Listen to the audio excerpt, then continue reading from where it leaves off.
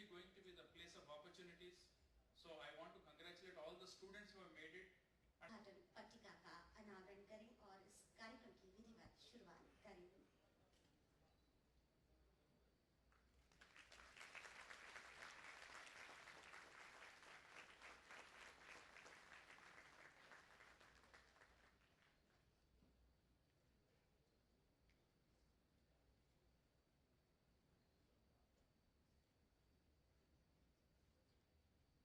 Inch जमीन नहीं देता, 350 एकड़ जमीन दी है, उनको बहुत मैं बधाई देना चाहता हूं, स्वागत करना चाहता हूं।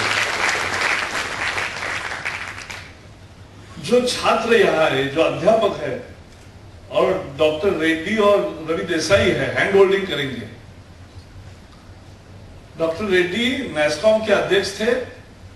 देसाई जी अपने क्षेत्र में स्वयं की प्रतिभा से मान्यता प्राप्त है और मेरे पूरा विश्वास है कि ये आईआईटी भिलाई, जिसका आज मैं घोषणा करना चाहता हूं कि आपके लेसन्स तो 1 अगस्त से शुरू हो गए, लेकिन आज से ये विधिवत शुरू हो गई। ये I declare this IIT Bhilai open.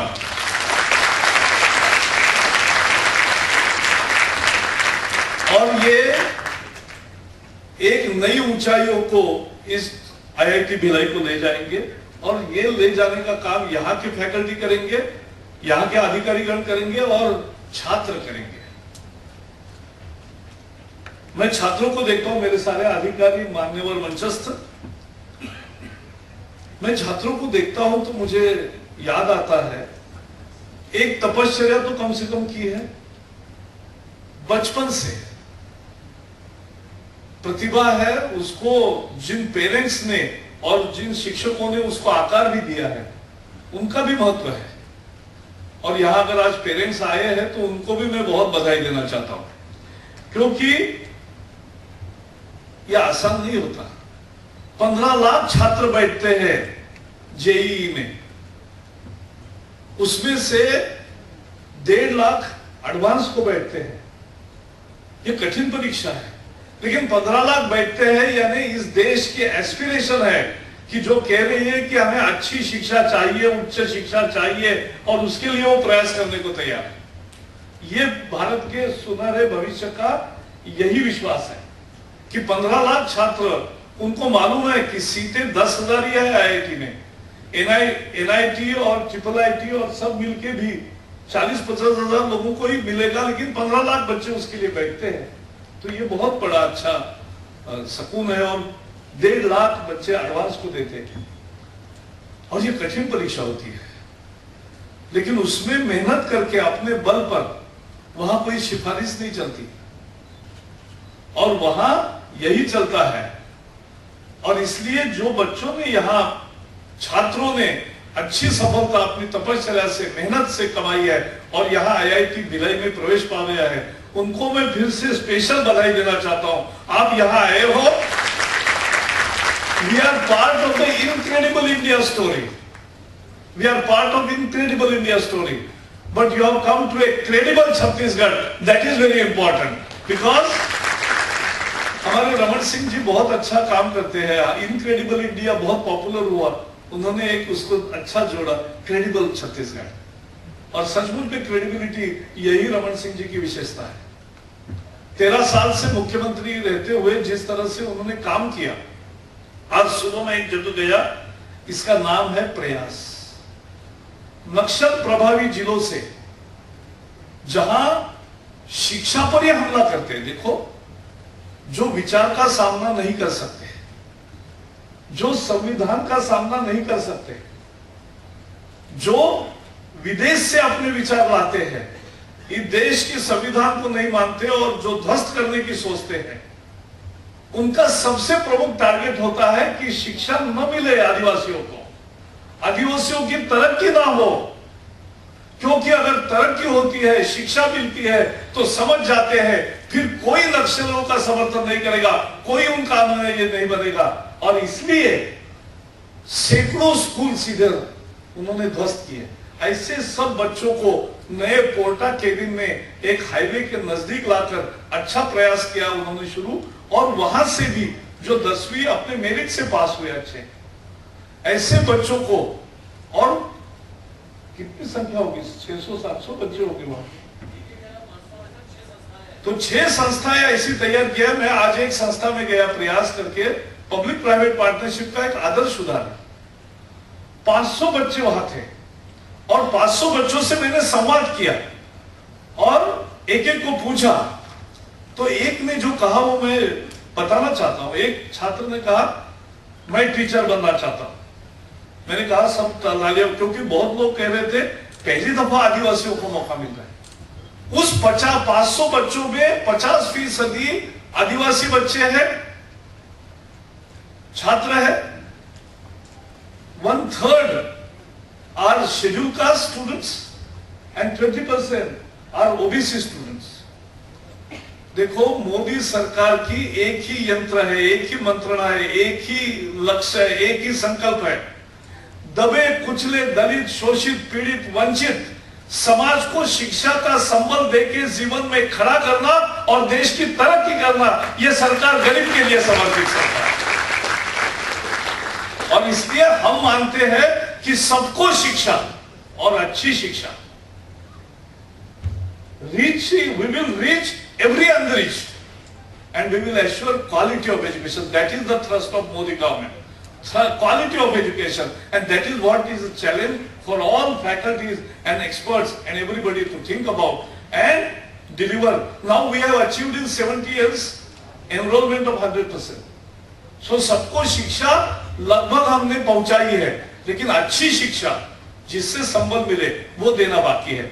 और वो छात्रों ने मुझे जो संवाद किया, मेरे जिंदगी की एक अच्छी सुबह, वो मैं कहूंगा।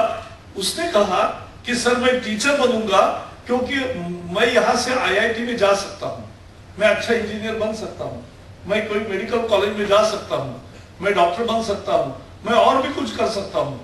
लेकिन अगर मैं कोई टीचर अच्छे नहीं बनेंगे तो आने वाले छात्रों को कैसे मार्गदर्शन मिलेगा कि कैसे जाना है और क्या करना है। देखो 11वीं के बच्चे की ये अगर सोच है, वो बेहतरीन सोच है। एक छात्र ने कहा जिसके घर में नक्सलवादियों के हमले से उनको गांव से पलायन करना पड़ा, शिक्षा तितर बितर हो गई, लेकिन जिद के कारण उसने 10वीं प्राप्त की और प्रयास में प्रवेश पाया, यहां आया। उसने कहा कि मैं कलेक्टर बनूंगा। मैंने कहा क्यों कलेक्टर बनोगे? तो उसने कहा मैं इसलिए बनूंगा क्योंकि मैं नक्सलवाद की पूरी सोच ही बदल दूंगा कि ये देश के हित में नहीं है।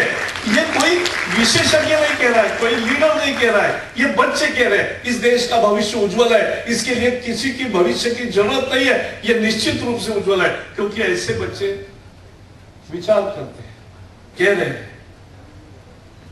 एक ने कहा, एक लड़की ने कहा, मैंने कहा भाई यहां आके क्या अच्छा लगा, क्या अच्छा लगा? उसने कहा कि यहां अध्यापक मोटिवेट करते हैं, यहां ऐसे पढ़ाते हैं कि क्लिक होता है। एक छात्र ने कहा इससे फील होता है। मुझे लगता है सभी अध्यापकों को स्कूल में जाना चाहिए और मैं आज अपील करूंगा। यहां 8 उच्च शिक्षा के अपने संस्थान तैयार किए हैं, ये 5 प्रयास के केंद्र हैं। सभी टीचर एक एक दिन कभी न कभी उन छात्रों के साथ जाइए, देखिए फैकल्टी को क्या करना है, ये उनसे देखने की जरूरत है, उनकी अपेक्षा क्या है भावी जनरेशन की, ये वो बता रहे हैं। और फैकल्टी का रोल मैंने इतने सीधे शब्दों में कभी नहीं समझा जो उस बच्चों ने मुझे सिखाए। और इसमें इसलिए मैंने बाद में कहा वहां कि मैं कभी कभार मंदिर जाता हूं, लेकिन स्कूल में और ऐसे बच्चों के साथ जाकर संवाद करना, यही मेरी पूजा है, यही मेरा मंदिर है, यही मेरा मंतव्य है, यही काम करेंगे। अब हमारे मंत्री जी है, राजनीति में एक बड़ी बात होती है कि वो पूरा प्रयास करके पांडे जी ने इस IIT को स्थापन करने के लिए सब कुछ किया, लेकिन दिल है कि जो रुकता नहीं वहां, दिल मांगे मोर।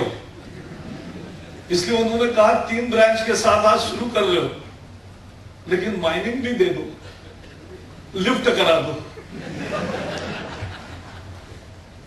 तो लिफ्ट करा दो। मैं इतना ही कहूंगा, आपने कहा है रमन सिंह के नेतृत्व में और हम मोदी जी के नेतृत्व में काम करते हैं, 2018-19 से यहां माइनिंग भी शुरू होगा।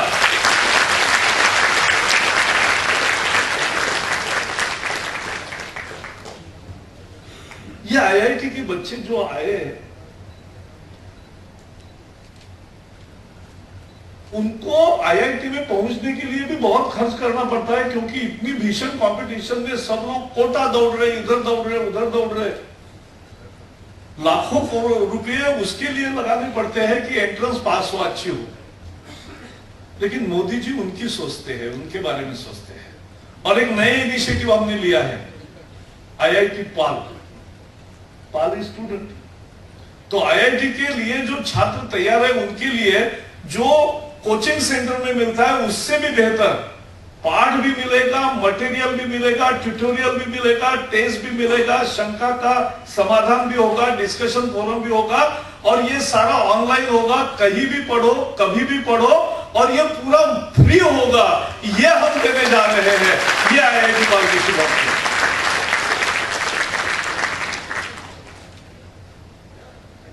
और इसलिए मुझे खुशी है कि इस बार आईआईटी में 10,000 एक सीमा 8-6 नए आईआईटी किए, जैसे बताया जम्मू, भिलाई, तिरुपति, पलक्कड़, गोवा, धारवाड़, और आईएसएम माइनिंग की इंस्टीट्यूट है धनबाद, उसको भी आईआईटी बनाया है।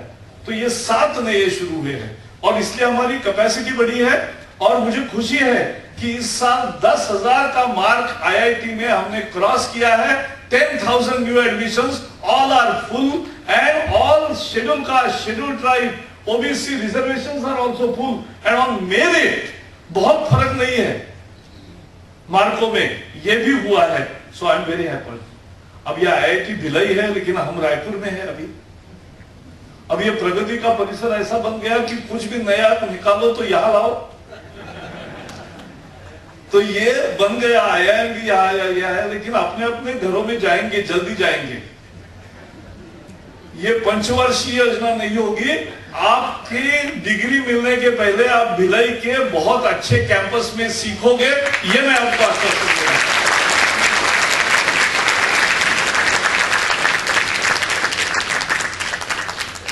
इस बार लोकसभा में और राज्यसभा में यह आईआईटी को कानूनी रूप देने से, क्योंकि सोसाइटी स्थापन करके पिछले 2 साल से हमने चला है, लेकिन डिग्री देनी है तो वो कानून पास होना होता है।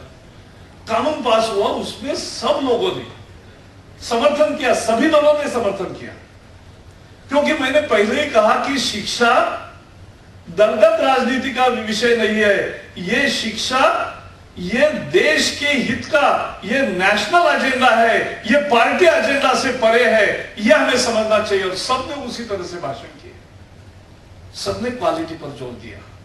हायर एजुकेशन में क्या क्या होना चाहिए, इस पर चर्चा की। लोकसभा में 4 घंटे, राज्यसभा में 4 घंटे चर्चा हुई, बेहतरीन चर्चा हुई। हम टीवी में केवल जब शोर शराबा होता है उसी की न्यूज देखते हैं। मैं मीडिया वालों को रिक्वेस्ट करता हूं, वो भी दिखाइए 4-4 घंटे अच्छी चर्चा हुई, सब अच्छा बोले। ये देश की इच्छा है कि देश बढ़ेगा तो शिक्षा के सहायता से ही बढ़ेगा। शिक्षा अच्छी होगी तब देश अच्छा होगा। And we always talk about having large number of young population in India. We are the youngest nation. So we say that we have the demographic advantage. But demographic advantage can become demographic dividend only if we teach good. If only we empower students with quality education. If we don't give quality education, then it will be a problem. It will not be a dividend. It can become disaster. And therefore our challenge as a nation is to ensure सबको शिक्षा, अच्छी शिक्षा। और उसी के साथ जा रहा हूं, चंद इनिशिएटिव्स हैं in education field under Modi's leadership. His dynamic vision has led us to many new initiatives which were not thought of. Yes, our technical education needs lot of money in higher education, for infrastructure deficit is there. How to fill it? We have thought of, and Arun Jaitley ji in his budget speech has provided 1,000 crore rupees, but not only 1,000 crore rupees, 1,000 crore rupees in this budget, 1,000 crore from the partner who will manage it like a nationalized bank, they will also provide 1,000 crore. With 2,000 crores leveraging, we will create 20,000 crore rupees for higher education finance initiatives and finance agency के रूप में एक तैयार करेंगे कि शिक्षा के लिए, और शिक्षा में कौन सा इंफ्रास्ट्रक्चर चाहिए? सड़क, बिजली, पानी, hostel, administrative block, teachers quarters are important, they will be there. But research infrastructure is what is needed more, and so major part of this 20,000 crores will be reserved for research, developing research infrastructure. हमारे देश में और विदेशों में फर्क क्या है? America में बच्चे, हमारे टैलेंटेड बच्चे जाते हैं, वहां उनको स्कॉलरशिप मिलती है, क्यों? और वहां वो जाते हैं, उसमें फर्क क्या है? फर्क है रिसर्च एंड इनोवेशन में. फर्क है रिसर्च एंड इनोवेशन में. 2000 में जब रमन सिंह जी वहां कॉमर्स के एमओएस थे, तब मुझे अटल जी ने एक working group on IT for masses का अध्यक्ष बनाया था. मैं वहां उस समय एक्चुअली एमएलसी था महाराष्ट्र में, लेकिन मेरी इसमें सदा रुचि रही है. तो I was chairman, and as a chairman we went to USA and stayed for 7 days in Massachusetts institute, and we negotiated successfully MIT Media Lab Asia project.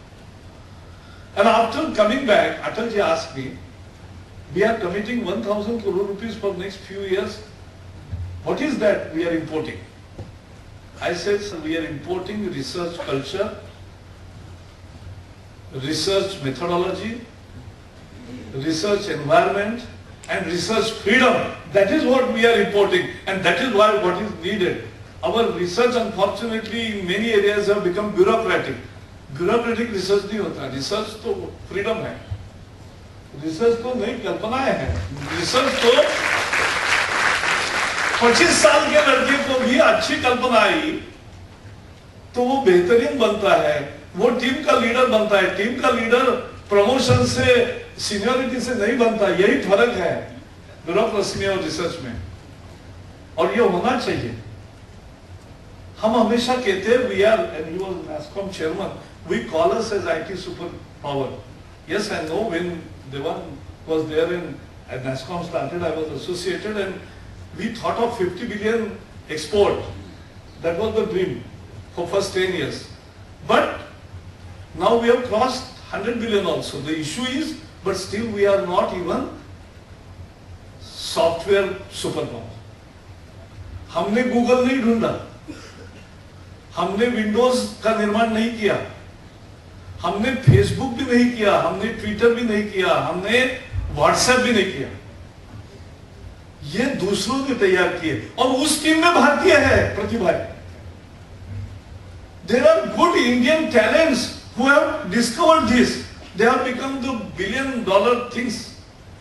In 1998, I was with Steve Jobs for 2 days. I had gone to Apple as an IT task force chairman of my state. This time this iPhone was not there. But he was telling us that he wants to create a handheld which will work as a computer and which will function like, वो देखेगा भी, सुनेगा भी, दिखाएगा भी. लेकिन उसने असंभव को संभव करके दिखाया. इसी को इनोवेशन कहते हैं. और जब इनोवेशन कहते हैं तो इसकी मटेरियल कॉस्ट, रेड्डी जी आप उद्योग वाले हो, इसकी 5,000 से ज्यादा तो मटेरियल कॉस्ट नहीं होगी.